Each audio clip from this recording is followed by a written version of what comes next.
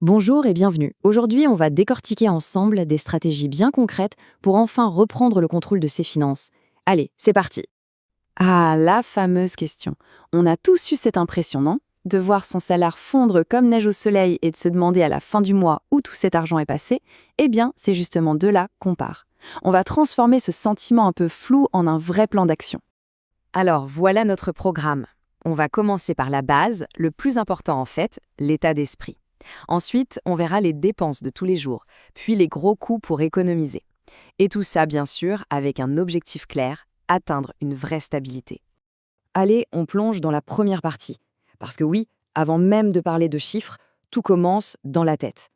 Le vrai contrôle financier, ça ne vient pas juste d'une appli magique ou d'une astuce, non, non. Ça part d'abord d'une prise de conscience, d'un mental bien accroché. J'adore cette définition du budget. On a tendance à voir ça comme une contrainte, un truc pénible, mais il faut vraiment oublier cette idée. En fait, un budget, c'est un outil de pouvoir. C'est dire à son argent, c'est moi qui décide où tu vas, au lieu de subir et de se demander où il a bien pu filer. Bon, concrètement, comment on s'y prend? C'est assez simple, en 3 étapes. 1, on suit ses dépenses. Il faut savoir où va l'argent, c'est la base. 2, on fixe des limites. On se dit, ok, tel montant pour les courses, tel montant pour les sorties. Et 3, super important, on révise.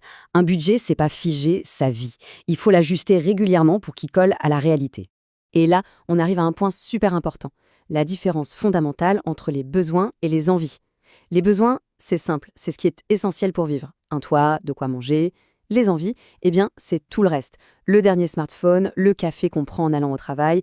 Arriver à faire cette distinction, c'est vraiment la clé pour commencer à dépenser de manière plus consciente. Ok, maintenant qu'on a posé les bases côté état d'esprit, on passe à la pratique. On va s'attaquer au quotidien, à ces petites habitudes qui, l'air de rien, font une différence énorme à la fin du mois et sur le long terme.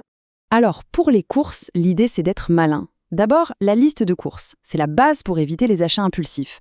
Ensuite, le réflexe de comparer les prix, c'est essentiel.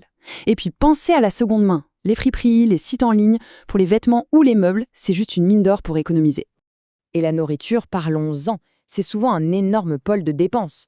Le simple fait de cuisiner à la maison au lieu de manger dehors, ça peut tout changer. Rien que le fait de préparer son déjeuner pour le boulot, les économies à la fin du mois sont incroyables. Planifier ses repas à la semaine, c'est une autre astuce toute simple mais hyper efficace. Et pour s'amuser alors, on n'est pas obligé de se ruiner, loin de là. Une rando, une soirée jeu ou ciné à la maison, ça ne coûte rien et c'est super sympa. Ah, et un conseil qui vaut de l'or. Faites le tri dans les abonnements. Tous ces petits prélèvements automatiques qu'on oublie, mis bout à bout, ça représente une sacrée somme à la fin de l'année.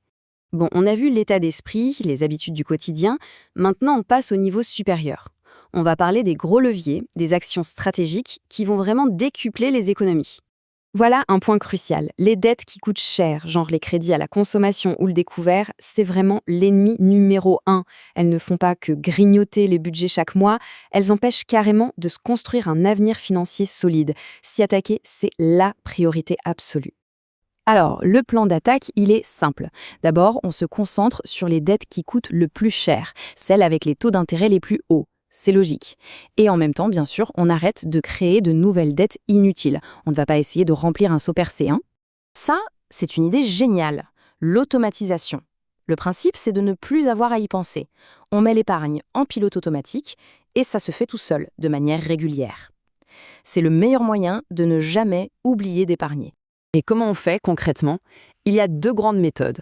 La plus classique et super efficace, le virement automatique. Dès que le salaire tombe, hop, une partie va directement sur le compte épargne. Sinon, il y a des applis qui sont pas mal, celles qui arrondissent les dépenses. On paye un café 1,80 €, l'appli met 20 centimes de côté. Ça monte vite, sans qu'on s'en rende compte. Et pour finir, un truc que pas assez de gens font. Négocier. On a souvent l'impression que les prix sont fixes, mais pas toujours.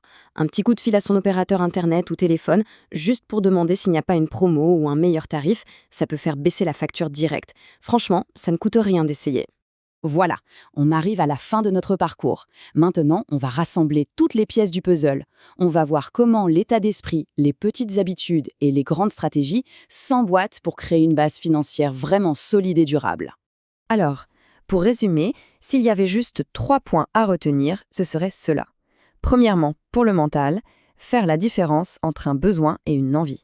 Deuxièmement, pour le quotidien, planifier ses repas et cuisiner. Et troisièmement, pour la stratégie, s'attaquer aux dettes chères en priorité. C'est vraiment le trio gagnant. Et cette phrase résume tout en fait. Le but, ce n'est pas de se priver pour le plaisir de se priver, non. Le but, c'est de se donner de l'air, d'attendre une vraie stabilité pour pouvoir enfin financer les projets qui nous tiennent vraiment à cœur. Et je voudrais finir là-dessus avec une question. Pas besoin de tout changer du jour au lendemain, ce serait irréaliste. Mais quel est le petit pas, la toute petite action qu'on peut faire dès aujourd'hui pour commencer à écrire ce nouveau chapitre financier ?